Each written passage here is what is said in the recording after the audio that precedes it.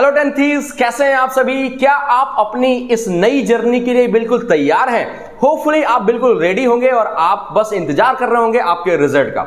Student, आज का जो वीडियो है वो आपके लिए बहुत ज्यादा इंपॉर्टेंट होने वाला है। आप किसी भी बोर्ड से हैं, आप किसी भी स्कूल से हैं या किसी भी स्टेट से हैं। जब बच्चा क्लास 10th से 11th की तरफ मूव करता है तो उसके मन में बहुत सारे डाउट्स रहते हैं, ठीक है, कि हमारे अगर 10th में 98 आ जाएंगे तो मैं मैथ्स लूंगा, है ना, 90 के नीचे है तो मैं बायोलॉजी लूंगा या मैं कॉमर्स या ह्यूमैनिटी की तरफ जाऊं, ठीक है। तो आप किसी भी स्ट्रीम के स्टूडेंट हैं, आप कोई भी सब्जेक्ट चूज कर रहे हैं, ये मैटर नहीं करता। लेकिन ये जो मैं आपको पॉइंट्स बताने वाला हूं ना, ये बहुत मैटर करते हैं आपकी इस पूरी 11th की जर्नी के लिए। तो इस वीडियो को लास्ट तक जरूर सुनिएगा और अगर पसंद आए, अगर आपको लगे कि यस हमें ये करना ही है, तो एक बार कमेंट करके जरूर बताइएगा। बच्चों, आज के वीडियो में हम लोग डिस्कशन करेंगे why class 11th is important. ये क्लास 11th क्यों इंपॉर्टेंट है। क्लास 10th तक हमने जो किया बहुत अच्छा किया। जो भी बच्चे मुझे जानते हैं तो आप लोगों को पता होगा, हम बीच बीच में आपको मोटिवेट करते रहते हैं, आपको डायरेक्शन देते रहते हैं। जो नहीं जानते वो हमारे चैनल से जुड़ जाइए ताकि हम आपको बीच बीच में इस तरह से गाइड करते रहेंगे। और बहुत ही जल्द क्लास 11th की फिजिक्स की क्लासेस यहां पर स्टार्ट होने वाली है जो कि फ्री ऑफ कॉस्ट चलेंगी, ठीक है। फिर हम बात करेंगे कि डिफिकल्टी लेवल क्या है। मतलब जब हम 10th से 11th में आए हैं तो क्या डिफिकल्टी लेवल इंक्रीज हुई या डिफिकल्टी लेवल कम हुई, है ना, तो ये डिस्कशन करने वाले हैं। इसके बाद अगर डिफिकल्टी बढ़ भी जाती है तो हाउ टू डील, तो उस डिफिकल्टी के साथ कैसे हमें डील करना है, ठीक है। हम कैसे ना अपने इस 11th की जर्नी को स्टार्ट कर सकते हैं, whether you are the student of the commerce और ह्यूमैनिटीज और मैथमेटिक्स और बायोलॉजी, राइट। इसके बाद बात करते हैं, मैंने बहुत बच्चों को देखा है ना कि वो 11th के लास्ट तक आते आते डिमोटिवेट हो जाते हैं। उनके माइंड में एक नेगेटिव सी इमेज आ जाती है कि यार हो सकता है रीटेस्ट लग जाए या कुछ भी हो जाए। तो उससे हमें कैसे क्या करना है, पार पाना है। ऐसा तो नहीं कहीं मिड टर्म के एग्जाम में ही तुम डिमोटिवेट हो जाओ कि यार ये तो बहुत ज्यादा है, बहुत लेंदी, समझ में नहीं आ रहा। तो हम उसको कैसे ओवरकम कर सकते हैं। तो ये बहुत सारे इंपॉर्टेंट टॉपिक है, 4 इंपॉर्टेंट टॉपिक है जो पिलर है क्लास 11th के, राइट। आपने बहुत सारे वीडियोस में देखा होगा, नोट्स बना लो, ये कर लो, वो कर लो, ऐसे स्टार्ट करो, स्टार्ट लाइक प्रो। मैं वो सब ज्ञान देने नहीं जा रहा हूं, मैं आपको वो चीजें दिखा रहा हूं जो मैंने रियलाइज की है एज अ टीचर, जो मैंने बच्चों के सामने देखी है, फेस करते हुए देखा है, ठीक है। तो सबसे पहले तो हम बात करेंगे कि why class 11th is so important. तो बच्चों, मैं आपको बता दूं कि जो 10th तक आपने सीखा वो आपने सिर्फ इतना ही सीखा कि साइंस क्या है, मैथ्स क्या है। अब टाइम आ गया है इसको एक्सप्लोर करने का। फॉर एग्जांपल, जैसे क्लास 10th में आपने सिविक्स, इकोनॉमिक्स पढ़ी, अब ह्यूमैनिटीज जब आप पार्टिसिपेट करोगे, उसमें आप स्ट्रीम चूज करोगे तो आपको उसमें डिटेल्ड में पढ़ना है, ठीक है। फॉर एग्जांपल, आपने कॉमर्स लिया, आपका जो एम है वो सीए की तरफ है या और भी बहुत सारे ऑप्शन होते हैं कॉमर्स में, तो आप अगर उनको लेते हैं तो उनमें भी आपका एक टारगेट सेट है। तो आप जब 10th से 11th में आए तो बिल्कुल नया आपको सारी चीजें कैसे दिखेंगी, नई दिखेंगी, ठीक है। नई के साथ साथ आपको यह समझने में टाइम लग जाएगा कि हम इसके साथ डील कैसे करें। तो वीडियो में हमने लास्ट में ये भी बता रखा हुआ है, ठीक है। फिलहाल हमारा जो टॉपिक है वो इंपॉर्टेंट क्यों है। देखो, तो हम किसी एक स्ट्रीम को चूज करते हैं। देखो, मैं मैथ्स का स्टूडेंट रहा हूं तो मैं एक स्ट्रीम मैथ्स चूज करता हूं। फॉर एग्जांपल कि मैंने एक कोई मैथमेटिक्स का बच्चा हूं, मैथ्स का, ठीक है। ये एक मैं हूं और मैं 11th में मैथ्स का बच्चा हूं, ठीक है, मुझे मैथ्स का है, ठीक है। अब देख बेटा, ऐसा है कि अगर मान लो मैथ स्ट्रीम से जितने भी अब मेरे एग्जाम होंगे फ्यूचर में, 12th के बाद या 12th में ही जेईई का एग्जाम बच्चे देने लगते हैं, जितने भी एग्जाम होंगे, ठीक है, किसके, कंपटीशन के, ठीक है, या मैं बात करता हूं जेईई की बात करता हूं, या मैं बात करता हूं नीट की बात करता हूं। तो नीट में भी देखो फिजिक्स आती है और फिजिक्स में क्या होते हैं, न्यूमेरिकल होते हैं। क्लास 10th में आपने ऑलरेडी देख लिया है ये। तो अगर मान लो जो एग्जाम है, और ये एग्जाम में कहां से पूछा जाता है, ये एग्जाम में पूछा जाता है क्लास 11 से और क्लास 12th से। जो 10th तक आपने पढ़ा वो कुछ नहीं आपके काम आने वाला है, ठीक है, वो नहीं पूछा जाएगा। वो एक तरह से मार्कशीट बन के तैयार हो गई जो तुम्हारी डेट ऑफ बर्थ को कंफर्म करेगी, ठीक है। उसके नंबर्स भी इतने मैटर नहीं करते, ये लेकिन मैटर करता है क्योंकि ये तुम्हारी लाइफ है, ये तुम्हारी जिंदगी है। तुम कोई भी एग्जाम देने जाओगे तुम्हें 11th और 12th के क्वेश्चन ही फेस करने हैं। बात समझ में आई कि नहीं? बस 11 12th में आपको डिटेल्ड में बताया जाता है, और जब आप प्रिपरेशन करते हैं, लाइक जेईई की प्रिपरेशन करते हैं, ठीक है, या आप नीट की प्रिपरेशन करते हैं, तो उन क्वेश्चन को कैसे शॉर्ट में करना है, कम टाइम में करना है, टाइम मैनेजमेंट सिखाया जाता है। बस इतना फर्क पड़ता है। बात समझ में आ रही कि नहीं आ रही?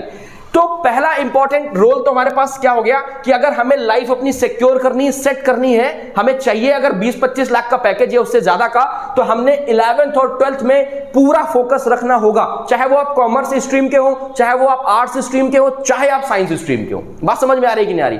देखो दूसरी चीज क्या है, दूसरी इंपॉर्टेंट थिंग क्या है कि अब आपकी जो लाइफ है वो टीनेजर एज में एंटर कर रही है ना, तो उस एज में अब हमें थोड़ी सी रिस्पॉन्सिबिलिटीज का हमें ध्यान रखना पड़ता है। रिस्पॉन्सिबिलिटीज मतलब अब वो बचपना नहीं रह जाएगा तुम्हारे अंदर जो क्लास 8th 9th या 10th में रहा। ओके, तो दूसरी चीज क्या है कि अगर हम क्लास 11th में सीरियस नहीं होंगे, अगर हम क्लास 11th में सीरियस नहीं होंगे तो क्लास 12th हमारी क्या हो जाएगी, ये बेकार होने के चांसेस 100% बढ़ जाते हैं। अगर हम क्लास 11th को इग्नोर करते हैं तो क्लास 12th बेकार होने के चांसेस क्या हो जाते हैं, बढ़ जाते हैं। ये बात समझ लीजिए। अब कई तरह के डिस्ट्रैक्शन होते हैं 10th सब 11th में, है ना, बहुत सारे रीजंस हो सकते हैं, आप लोग बहुत अच्छे से जानते हैं। तीसरी बात क्या है, तीसरी बात क्या है कि 12th में बहुत सारे ऐसे कंसेप्ट तुमको पढ़ने के लिए मिलेंगे जो आपके 11th क्लास से रिलेटेड होंगे। तो टीचर पता है क्या बोलता है, बच्चों आपने 11th में तो पढ़ा ही होगा या आपको 11th में पढ़ाया था मैंने, है ना। अब तुमने जब 11th ही सिंसियरली से नहीं पढ़ा, आपने फोकस नहीं किया, तो 12th में वो कंसेप्ट भी तुम्हारे बाउंस हो गया। क्यों? क्योंकि सर ने पढ़ाया था but I don't memorize that concept, right. तो इस केस में 12th तुम्हारी फिर बेकार होने के चांसेस हो गए।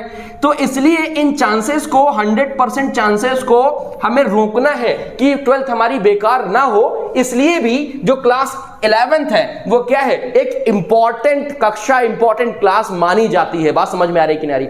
अब हम अपने दूसरे टॉपिक की तरफ बढ़ेंगे। दूसरा टॉपिक है हमारे पास डिफिकल्टी लेवल। तो देख भाई मैं तुमको बता दूं सीधा सा कि जो 10th है ना, 10th के कंपैरिजन में 11th की जो सिलेबस है, आपने मैथ की जितनी मोटी बुक पढ़ी हुई है क्लास 10th में, उतनी केवल फिजिक्स की रेफरेंस बुक चलती है और उतनी ही केमिस्ट्री की चलती है। या इसी तरह अगर मैं इकोनॉमिक्स बीएसटी की बात कर लूं, अकाउंटेंसी की बात कर लूं, तो उतने ही मोटी मोटी बुक्स उनकी भी चलती है, उसमें भी आपको क्वेश्चन करने पड़ेंगे, ठीक है। या मैं हिस्ट्री सिविक्स की बात कर लूं, बात कर लेता हूं मैं जो हमारे पास आर्ट स्ट्रीम है जिसे हम लोग ह्यूमैनिटीज बोलते हैं, तो उसमें भी आपकी पहले हिस्ट्री, आपके पास एसएसटी की एक किताब, अब तुम्हें पढ़नी है 4-4 किताबें, राइट। तो देखो सिलेबस डिफरेंस तो बहुत ज्यादा है और ये हमारे पास एक नेगेटिव पॉइंट भी माना जाता है हमारी इस जो हमारी एजुकेशन पॉलिसी है कि 10th से 11th का जो गैप है वो बहुत ज्यादा गैप है।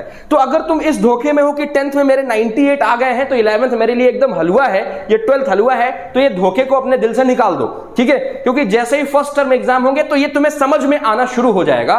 तो उस समय से पहले ही कि तुम अभी समझ लो और धीरे धीरे उसको एक तरह से ओवरकम करना या ओवरव्यू उनका देखना, चीजों का समझना, पढ़ना, कौन कौन सा सिलेबस है, कौन कौन सा टॉपिक है, वो करना शुरू कर दो। बिसाइड्स ऑफ योर मम्मी को लेकर के नानी मौसी चाची के गांव जाने से, अच्छा है छुट्टियां बिताने से, ठीक है। देखो अगर मैं 10th वर्सेस 11th की बात करूं तो 10th में तुमने साइंस के पढ़े 4 चैप्टर, कितने पढ़े? 4 चैप्टर। 11th में तुम्हें फिजिक्स के पढ़ने हैं 14 और केमिस्ट्री के पढ़ने हैं 9, है ना। इसी तरह तुमने अगर बात करें कि मैथ में पढ़े 10 चैप्टर या 11 चैप्टर, यहां तुम्हें पढ़ने हैं 22 चैप्टर या 23 चैप्टर। इस तरह से इंक्रीमेंट हो रहा है, डबल से भी ज्यादा। देखो ना 4 से डायरेक्ट कितना हो गया 14, केवल एक सब्जेक्ट फिजिक्स। केमिस्ट्री अगर देखेंगे तो कितना हो जाएगा हमारे पास, ये हो जाएगा हमारे पास 23 चैप्टर्स। तो 4 से 23 chapter, it's a huge difference. एक छोटी सी पिक्चर है, इससे समझने की कोशिश करिएगा कि देखो ये है मान लो हमारे पास क्लास 11th और ये है क्लास 10th। अगर इससे समझ में नहीं आ रहा है तो ये जरा ग्राफ देखने की कोशिश करिएगा। जो क्लास 10th में आपने पढ़ा वो ये था, ये है क्लास 10th। ये क्या है हमारे पास, ये है क्लास 10th, ये क्लास 10th है, सब कुछ सीधा सीधा है, पढ़ते चले गए। और ये है क्लास 11th, ये क्या है, क्लास 11th है। ये भी वही चीज बनी हुई है जो आप स्क्वायर यहां देख रहे हैं, वही चीज ग्रिड यहां पर भी बनी हुई, लेकिन इसमें और इसमें देखो कितना जमीन आसमान का अंतर है। मतलब तुम 10th में यहां खड़े थे, इस जगह पर खड़े थे, और अब तुम्हें पहुंचना है यहां, तो इसके लिए तुम्हें खुद से थोड़ी सी मेहनत करनी पड़ेगी। That's why I am saying that कि why the class 11th is important, right. चलो बहुत बढ़िया बात है, ज्यादा इसमें टाइम वेस्ट नहीं करूंगा तुम्हारा मैं। अब बात करेंगे हाउ टू डील, कैसे हम डील कर सकते हैं, कैसे हम इस चीज से ओवरकम हो सकते हैं। अगर आपने ये वीडियो पहले ही देख लिया है तो उसकी प्लानिंग अभी से करना शुरू करो। तो ये तुम्हें ना जो मैं कुछ पॉइंट्स बता रहा हूं, क्या, make a study schedule, pay attention, ask question, practice and revise. तो बेटा ये तुमको हर एक वीडियो में मिल जाएगा, हर एक टीचर तुमको यही कहता हुआ सुनाई देगा, और बहुत सारे ऐसे भैया दीदी तुम्हारे होंगे जो ये तुमको बोलते ही रहते हैं। ठीक है, मेरा ऐसा मानना है कि इनकी तुम्हें कोई जरूरत नहीं है। तुमने अगर मन में ठान नहीं लिया है तब तुम्हें कोई नहीं समझा सकता, कोई दुनिया की ताकत तुम्हें नहीं कह सकती कि भाई स्टडी शेड्यूल बना ले, कि भाई पे अटेंशन, ध्यान दे, भाई क्वेश्चन पूछ, भाई प्रैक्टिस कर, भाई रिवाइज कर। कोई मतलब नहीं है। ये मेरा पर्सनल एक्सपीरियंस है। मैं साल भर से 11th वाले बच्चों को हम लोग पढ़ाते हैं, साल भर पढ़ाते हैं, और लास्ट में रिजल्ट क्या होता है? लास्ट में रिजल्ट होता है कि उसमें भी मान लो अगर 50 बच्चों की क्लास है तो 23 में से 23 बच्चों का, मतलब 50 में से 23 बच्चों का रिटेस्ट लग जाता है किसी न किसी सब्जेक्ट में। क्यों? क्योंकि उन्होंने ना इसको क्या किया, नजरअंदाज किया। ठीक है, तो मेक अ स्टडी शेड्यूल का मतलब क्या है? बहुत सारे बच्चे 11th से सोचते हैं कि हम फाउंडेशन ज्वाइन कर लेंगे, जेई कर लेंगे, फोड़ देंगे, सब कुछ हो जाएगा। और आजकल बहुत सारे ऐसे प्लेटफॉर्म भी हैं जो तुम्हें 11th से 2000-3000 रुपए में ऑनलाइन कोर्सेज देते हैं करने के लिए। बहुत अच्छी बात है, आप उनको लीजिए, उनसे पढ़िए, प्रैक्टिस करिए। लेकिन भाई अपने सेल्फ स्टडी का टाइम तुम्हें डिसाइड करना पड़ेगा। मतलब जो तुम्हें शेड्यूल बनाना है ना, वो सेल्फ के लिए बनाना है। क्योंकि जब तू आगे बढ़ेगा ना तो मुझको नहीं पैसा दे देगा, मुझे नहीं कुछ दे दोगे, सेल्फ आगे बढ़ोगे। फिर बात करते हैं पे अटेंशन की। तो पे अटेंशन का मतलब क्या?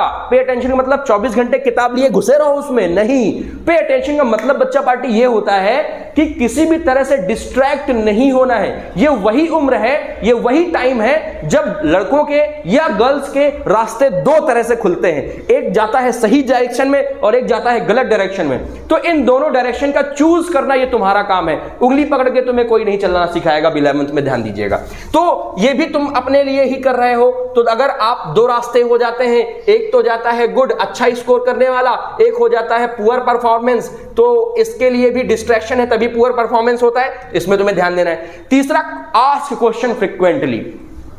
अगर जिसने की शर्म उसके फूटे कर्म, एक कहावत है। अगर तुमने भाई क्वेश्चन नहीं पूछे कि ऐसा क्यों हुआ, कैसे हो गया, या फिर कोई टीचर पढ़ा रहा है, तुम्हें समझ में आ गया, बहुत बढ़िया, घर में लगाया, नहीं आया, होता है ना, ऐसा होता है ना, बोलो यस। अगर जिनके साथ ऐसा ऐसा होता हो तो कमेंट करके जरूर बताइएगा कि सर क्वेश्चन जब सर समझाते हैं तो मुझे आ जाता है, घर जाता हूं तो भूल जाता है। तो अगर जिनके साथ ऐसा होता है तो उनको मेरी खास सलाह है कि जब भूल गया कोई बात नहीं, दूसरे दिन आओ तो फिर वही पूछो। ज्यादा टीचर क्या करेगा, चिल्ला देगा, अरे समझ में नहीं आ रहा तुमको, एक बार समझा चुका, 2 बार समझा चुका, बस ना, इससे ज्यादा कुछ नहीं। मैनेजमेंट बैठा है तुम्हारे पास, ठीक है। खैर तो क्वेश्चन तुम टीचर से करना शुरू करो। इसके बाद फिर समझ में आ गया तो उसको 2-4 बार लगाओ। और लगाओ मतलब ऐसे, बच्चे क्या करते हैं, बुक खोल लिया, हाँ ये तो आता है मुझे, हाँ ठीक ये आता है मुझे, और जब लिखने की बारी आई तो नहीं आता है। क्यों? क्योंकि प्रैक्टिस नहीं की।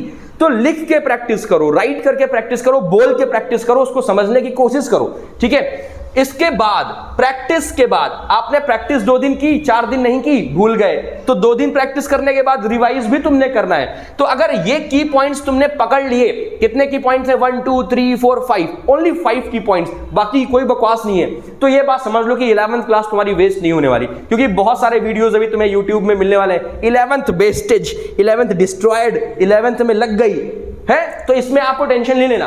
पहली चीज, अगर ये तुमने नोट कर लिए तो वीडियोस देखने की जरूरत नहीं है, ठीक है। चलो आगे मैं बात करने वाला हूं एक और कंसेप्ट की जो हम लेकर के आए थे कि बहुत बच्चे ना हिम्मत हार जाते हैं। बहुत बच्चे क्या करते हैं, 2 महीने बायोलॉजी पढ़ते हैं, 2 महीने फिर मैथ पढ़ते हैं, फिर नहीं समझ में आता तो ह्यूमैनिटीज की तरफ चले जाते हैं या कॉमर्स की तरफ चले जाते हैं। हिम्मत नहीं हारते हैं यार, ठीक है। और हिम्मत तुम कब नहीं हारोगे, जब वो 5 की पॉइंट्स तुम अपने अंदर सेटअप कर लोगे। और वो 5 की पॉइंट्स कब सेटअप कर लोगे, जब तुम जान पाओगे कि what is the importance of class 11th in your life. तो ये पूरी जो हमने आज ये पीपीटी बनाई थी, ये बहुत ही वेल डिजाइन पीपीटी है, जिसमें हम सारी चीजें 11th की डिस्कशन कर चुके हैं, ठीक है, बहुत ही कम टाइम में।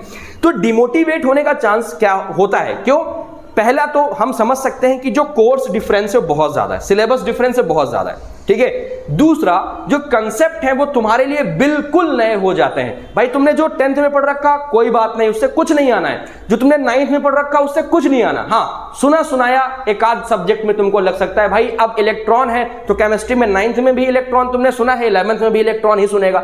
ऐसा तो नहीं कोई दूसरा नाम चेंज हो जाएगा, है कि नहीं। भाई हुमायूं बाबर 9th में था तो 11th में भी तुमको हुमायूं बाबर ही सुनने के लिए मिलेंगे, महाराज बाबर कुछ भी लगा सकते हैं उसके आगे, ठीक है। मैथ्स में तुमने सम किया है तो तुम्हें सम 11th में मिलेगा, बस उनका स्टैंडर्ड बढ़ जाता है। बात समझ में आ रही कि नहीं आ रही? जैसे फिजिक्स की बात करूं तो बुक 1 में वो सब कुछ सुनोगे जो तुमने 9th में सुना है, और बुक 2 में तुम्हारे बिल्कुल भी ये वर्ड जो तुम सुनने वाले हो 11th की सेकंड बुक में बिल्कुल समझ में नहीं आएंगे। इससे बहुत बचना है। मेरा पर्सनल आपको सजेशन है, बहुत सारे टीचर्स मार्केट में जो एडुकेटर्स हैं या ऑफलाइन जो कोचिंग वाले हैं वो तुम्हारा 7 से 8 महीने ले जाते हैं पहली बुक को खत्म करते करते। पहली बुक में कुछ नहीं है, मेन फिजिक्स जाके आती है सेकंड बुक में, ठीक है। चलो, तो आपको ना डिमोटिवेट नहीं होना, आपको फोकस्ड रहना है। अगर स्ट्रेस होती है तो आप क्या करते हैं कि आप थोड़ा सा पेरेंट्स के साथ शेयर कर सकते हैं, दोस्तों के साथ शेयर कर सकते हैं। हिम्मत नहीं हारनी है। एक मेरा वीडियो है उसमें मैंने बोला था कि हारिए ना हिम्मत, बिसारिए ना राम। तो जब आपके अंदर कॉन्फिडेंस होगा ना तो ये सारी चीजें बहुत ही इजीली हो जाएंगी, ठीक है। तो होपफुली कि आपको वो वीडियो अच्छा लगा होगा। वीडियो देखने के बाद ना इसका ओवरव्यू जरूर दीजिएगा, मुझे कमेंट करके जरूर बताइएगा, ताकि मैं आपके लिए ऐसी वीडियोस लाता रहूं, ठीक है। और अभी आपके पास टाइम भी है तो इसको देखते रहिएगा और अपने दोस्तों के साथ शेयर करते रहिएगा, ठीक है। तो आज के लिए इतना ही। हंसते मुस्कुराते और खिलखाते रहिए। Bye bye, tata and take care.